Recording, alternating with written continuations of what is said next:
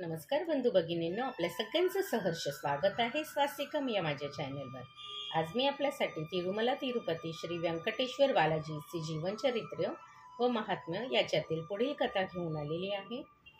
मागील कथेमध्ये आपण बघितलं तिरुपती बालाजीचं जे भव्य दिव्य मंदिर आहे ते कशा प्रकारे आणि कोणी बांधलं। आता आपण बघूया श्रीनिवासाचा ब्रह्मोत्सव। तोडमानाच्या हाताने निर्माण केलेल्या मंदिरात श्रीनिवासाने प्रवेश केल्यानंतर ब्रह्मदेवने स्वतः मंदिरात 2 दिव्य ज्योती लावून म्हणाले, कलियुगाच्या शेवटपर्यंत ज्योती प्रकाशित राहतील।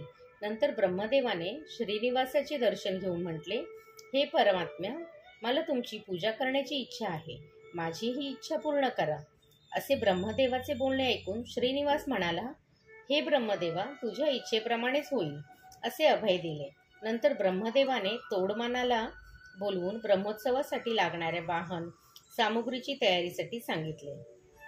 तोडमानाने ब्रह्मदेवाची गोष्ट ऐकून विश्वकर्म्याला बोलविले व विश्वकर्म सांगता झाला, ब्रह्मोत्सवाची ध्वजारोपण सर्व भूपाल वाहन, हंस वाहन, शेष वाहन, गज वाहन, गरुड वाहन, सूर्यप्रभा वाहन, चंद्रप्रभा वाहन, हनुमंत वाहन, अश्ववाहन आणि रथ इत्यादी तयार करण्यास सांगितले।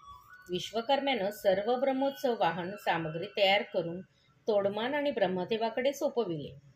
ब्रह्मदेवाने एकेका वाहनावर एक दिवस श्रीनिवासाला बसवून शेषाचल पर्वताच्या चौरस्त्याच्या वर मंगलवाद्याने मिरवणूक काढली। या ब्रह्मोत्सवाला दूरदूर देशाहून राजे महाराजे लोक येऊन श्रीनिवासाचे दर्शन घेऊन पापविमुक्त झाले। हा ब्रह्मोत्सव दरवर्षी अश्विन महिन्यात साजरा केला जातो।